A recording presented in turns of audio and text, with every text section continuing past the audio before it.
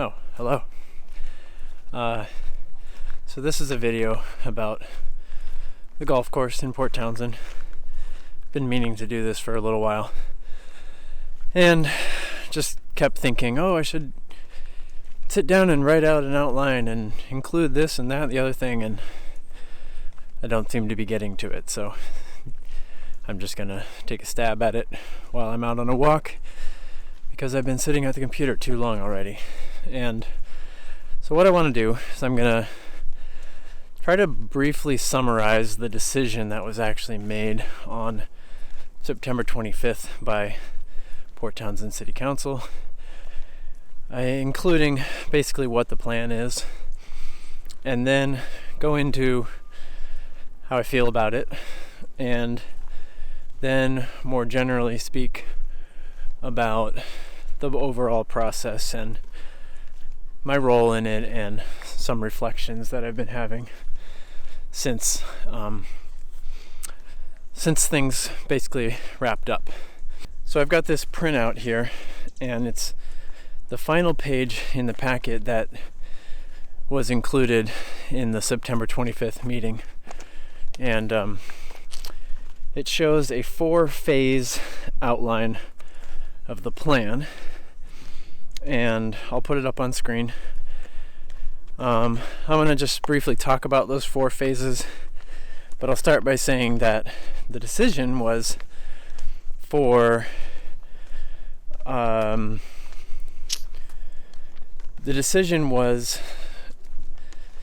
motion for the city to begin negotiations with a new nonprofit that has formed during this whole process.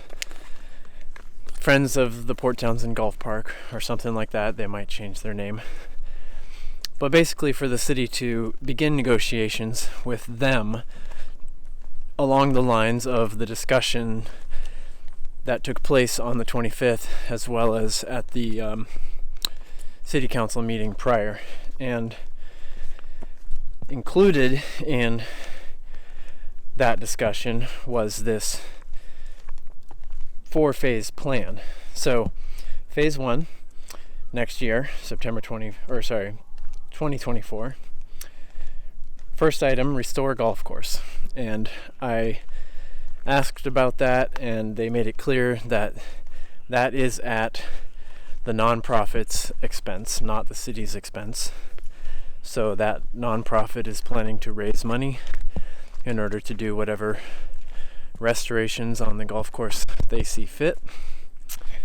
Provide community access and trails. You can see the trails in blue. More or less, they go along the existing cart path trails. I imagine there'll be signage. I don't know exactly how they're going to work out issues of liability. Obviously, there'll be less problems if everybody has a welcoming and friendly and patient mindset about having pedestrians cross the golf course. But that is definitely a good thing. Relocate recyclery to the golf course site. That's part of the conversation. I don't have a lot of detail on that. I know it's something the recyclery was interested in talking about, possibly doing. I imagine there's a lot of details to be worked out before that would happen. Prepare basement for community use. My understanding is that the basement, or some portion of that clubhouse, was originally funded as a community space, and it never really lived up to that function. And so the intention there is to make that happen at this point going forward. Apply for RCO grant to fund a playground. So that's along the southeast corner. They're going to shorten hole number 5. So I think that's one of the next, that's the last item on the list in this phase. So they'll move the tee on the downhill side of the road that currently, where you access the property. So that hole gets shortened a little bit. It frees up that corner, and the idea is the city will apply for an RCO grant, which is a state grant, I think 35% matching, to build a new playground there, which if the new pool ends up happening, would be of course right across the street from the pool. So nice complementary uses there. Let's see here. Commitment to sustainable practices, no pesticides, minimal irrigation. This is something that a lot of people spoke up about, myself included. Just feeling like in 2023, golf courses on municipal land should probably be held to really, really high environmental standards. And I think that's in alignment with our community's values. Phase 2, from 2025 to 2029, install the playground, assuming the grants are successful or some other funding mechanism has been successful. Install a miniature golf course. I don't know a lot about that. Renovate existing parking lot, provide ADA access, provide disc golf and foot golf. So my understanding is that disc golf and foot golf could actually be incorporated into the existing course, so that, at one tee time could be a round of golfers, and then the next tee time could be a round of disc golfers. Provide year-round event programming. I don't know a lot about what that would look like, but possibly community events at the clubhouse or elsewhere on the property. And then provide amphitheater for events at the base of the driving range. There was a lot of discussion about that, how permanent or temporary it would be, and so I imagine the details, won't be worked out for quite a while. Phase 3, 2030 to 2034, install restoration plantings site-wide. So some of the discussion was around expanding the native prairie on the property, and possibly even facilitating, or I don't know what the right word is, but trying to essentially shift some of the grass on the property to native prairie like landscape, and that seems to be the intention. Construct a bird blind on the pond, expand restaurant, food, and beverage service. And I don't know a whole lot about those items. And then the final phase, 2035 to 2045, construct permanent affordable housing. So that's in that pinkish reddish rectangle along Blaine Street. It's approximately 10 acres. It's already zoned so that it could have housing on it, and the city liked that idea because they already own the land, and so that goes a long ways in terms of being able to provide affordable housing through an RFP process, request for proposals. They basically say, hey, there's this piece of land, utilities are right here, which developer wants to come and put a bunch of units on this, not buy it, but help us develop it so that it can be permanently affordable housing along some kind of housing trust model like Habitat or a different housing trust, and stay for permanently affordable. And it was clarified again and again, permanently affordable. It has to be permanently affordable, or attainable maybe is the right word. And so that is, I think that's like the thing that I think is kind of the biggest win for our community out of this process, is this space for hopefully a large number of attainable units of housing. I imagine it'll be some kind of mix, apartments, maybe some townhouses. I'm not sure. But anybody who's paying attention knows that housing is a real issue here, and anything the city can do to help is good. And I think the city likes this plan in part because right now they're engaged in the Evans Vista housing project, and they want to see how that goes and learn what they can from that.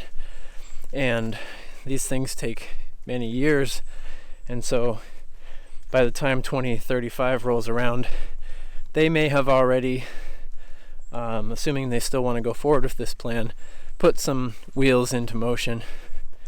But they don't need that necessarily to happen sooner, because there's a lot of other things going on, and even if they wanted to, they couldn't necessarily take on another large-scale housing project before then. So what would happen at that time is holes 5 and 6 that are along Blaine Street will go away. And if I remember correctly from the discussion, council didn't want to be too specific about where those holes go. They would basically leave it up to the nonprofit at that point, whether they become shorter holes on what is now the driving range or some other creative solution there. But essentially the footprint of the golf course gets a little smaller, and we get some permanently attainable housing.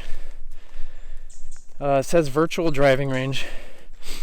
I think that is not a set in stone thing. That's something that would be up to the nonprofit. And construct community garden to support permanent affordable housing. So that's the basic outline. And the way I'm kind of thinking and feeling about it is that it's better than it was. It's a move in the right direction. It's not everything I wanted or that a lot of other folks wanted, but I also came to appreciate some things over the course of this process. Specifically, that the city is in a financially, I don't know if precarious is the right word, but limited, constrained situation. And we're going to be looking at new taxes, property taxes going up, sales taxes going up. I mean, everybody knows everything's more expensive, and so it's no surprise that taxes would need to go up in order to just maintain our current level of service, let alone increase service, such as in the form of a new park on this property. And for the amount of investment after state grants, to me it was not a lot. It was small compared to a lot of other things. But as far as where our parks are, I admit we are not in desperate need of a new park at this particular location. If it was further to the west, where the community really is underserved park-wise, then it might have been a really great idea. But as it is, even though parts of central Port Townsend are not within the 10-minute walkability metric as far as being able to walk to a park from your front doorstep in 10 minutes, a lot of our town is served by that metric and other metrics. And so the financially prudent thing to do would be to not invest additional money into a park at this location. And then the other thing I came to appreciate is that even though I'm not a big fan of the geographical footprint of a golf course within a city, especially on city land, or the environmental inputs, the resources required, and the impacts. The golf course does provide a function, which is keeping the invasive species out. And if you stop mowing, they're going to start to move in. And that was something that I didn't fully appreciate until, I would say, 3/4 or more of the way through this process.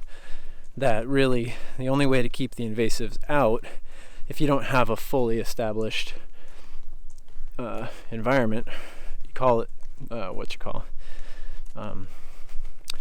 fully established natural environment like the one I'm walking in now here at Cappy's, is by mowing, through the use of animals, fire, or some other kind of weeding to keep them out. And so the golf course, in mowing the property, keeps the invasives out, and that is a service in terms of just not letting that property become overrun with invasives. So those are two things that I came to appreciate through the course of this process: the city's financial situation and the invasive species question. So anyway, if you've watched my other videos or seen my other posts, you know that I was pretty excited about the idea of a park at this location. I thought that it could have been a really cool thing. But I kind of came to temper that over time. I think the way I'm feeling about it is mixed, and that after such a long and heated process, I can imagine that if I had been on council, I probably would have voted yes for this. And by the way, it did pass. This motion passed unanimously, which I think a lot of people didn't necessarily believe that council would get to a place where they would unanimously pass a motion regarding the future of the golf course. So maybe that's a good thing. Overall, it was an interesting thing to be involved in. It was at times kind of maddening because there was a lot of misinformation. I know some people out there think I contributed to that. There was a point in time when I was trying to analyze usage numbers and going on information that was supplied by the lessee, and even though I think the general method was correct, when the data that you're given is incorrect, then you're of course going to arrive at an incorrect final analysis, and that's what happened. And people were upset about that. I apologize. I retracted that information, but I continued to try to communicate to the community why I thought this was an important issue, and in doing so, that entailed some criticism of the status quo, and that upset people, and other people were glad that somebody was doing that too. So I got a lot of support, and I also got a lot of criticism, and I don't have any regrets really, except possibly not trying to organize better earlier in the process with other people. One thing I came to appreciate was how the golfing community, through their existing infrastructure and past organizing efforts, had a kind of collective voice that was stronger than individually. And I think that they exerted a relatively powerful influence because of that, relative to their size in the overall population. The other thing I'll say is that I came to learn a little bit more about how our local government operates, how they make decisions, the best way for the public to influence that process. And I came to appreciate that in a small town like ours, one person can have an influence on the decisions that are made. I know that my involvement in this process had an impact, and that feels good.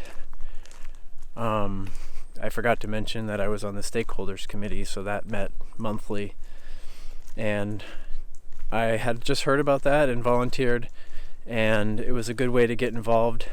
If you're interested in an issue locally and there's an opportunity to serve on some kind of board, I would recommend it. It'll almost certainly be educational. You'll get to know other people that are like-minded, or at least interested in the same topic if they don't see things the way you do.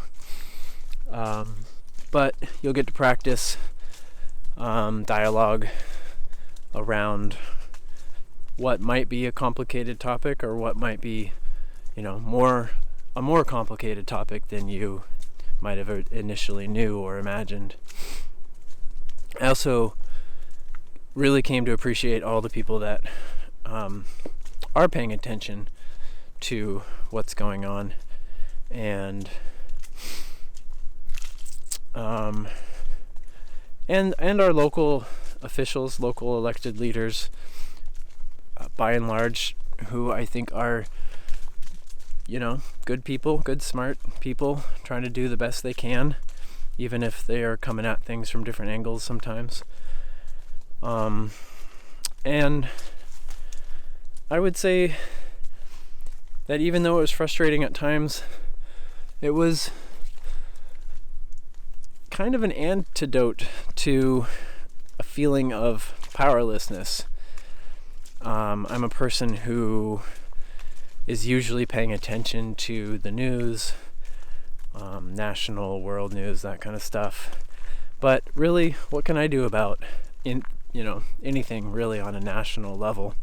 My ability to influence things is very small, whereas on a local level you can have a much larger impact. And so again, I just recommend that anybody who feels an inclination to get involved, do so, because you'll learn something. It'll be interesting. One other reflection is that there were a handful of points where people in the golfing community were responding to something I had posted or written and saying, hey, come walk the course with me, or come talk to me and I'll teach you a thing or two about X, Y, or Z. And I turned them down because they always just had this patronizing feeling like I needed to be educated and they knew everything. Maybe that wasn't their intention. Maybe I misread them. And in retrospect, I wish I hadn't done that, because I think that on such a heated issue where somebody's confronted with an opposing viewpoint, or maybe even worse, hearing about it secondhand, it's really easy to forget that there's a person behind that viewpoint, and I can do the same thing, certainly. So just on a practical level, meeting with more folks, even if their intention was to educate me, and just listening and kind of being there to let them speak.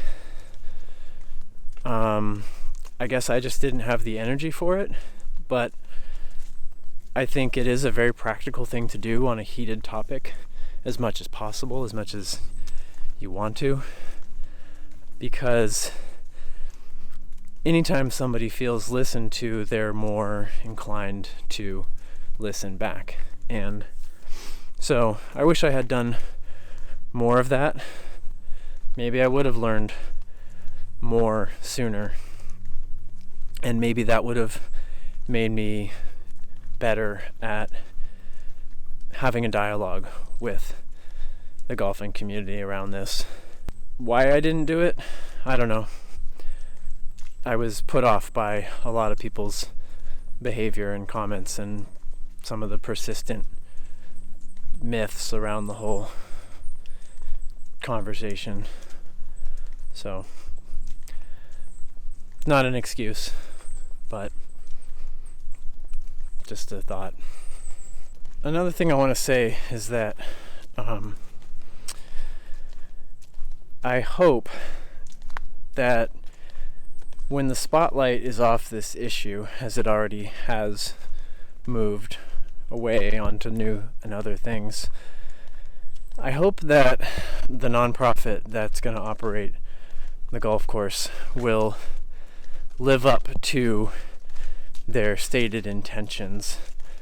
There was a lot of talk late in the process about really wanting to embrace the community's input in this process and change golf into something new in Port Townsend, where it's more integrated with other uses and more welcoming and more environmentally sustainable. And those are all good things. I think there are a lot of details to be worked out in the city's negotiations with the nonprofit, specifically for me around whether or not the city is subsidizing golf. One kind of technical detail there is I understand that since the installation of a well on the property, the golf course is going to shift from being charged a commercial rate for water, which is below the residential rate, to an irrigation rate, which is even lower. So on the books, that will be a smaller expense on the part of the city and will be, when you're looking at that number, it'll be a smaller number and you'll think, oh, okay, the city's spending less in order to facilitate golf on this property. And then there are other ways in which the city has, inputs of time and energy and resources into the property. And my feeling, and I think a lot of people's feeling, is that while it's a good thing that our local government supports a variety of uses or assets locally for different usage groups like the skate park, the library, etc., that golf is kind of in its own special category just because of how much space it takes up and because of the environmental impact. And so my feeling is very much that I don't want to be subsidizing golf, and I'm not particularly concerned about the exact dollar amount per person. It's kind of more of a principle. Just the sport itself, I don't think is worthy of public subsidy. And so, on balance, when the contract has been negotiated, I hope that holds to be true, and I think that's the city's desire. And there's a lot of fine points in the lease contract between the city and the nonprofit, and there probably is going to be no clean way of determining exactly whether or not the city is still subsidizing golf. It'd be more just a matter of reading through the contract and seeing maybe how it compared to things in the past, because in the past we were subsidizing golf to the tune of about $50,000 a year for a long time, and that just felt wrong to me. I think that's going to improve. I really hope it does. And I really do hope the spirit of inclusivity with the rest of the community, the non-golfing community, holds beyond just the length of this process right now where they're working out the details, and that there is less tension between the golfing and the non-golfing community. And I think it's a step in the right direction. The fact that people can walk across the golf course to get where they want to go in town will remove some of that irritation or inconvenience having to always go around it. I forgot to record any kind of parting greeting while I was out on that walk, but thanks for watching, and take care.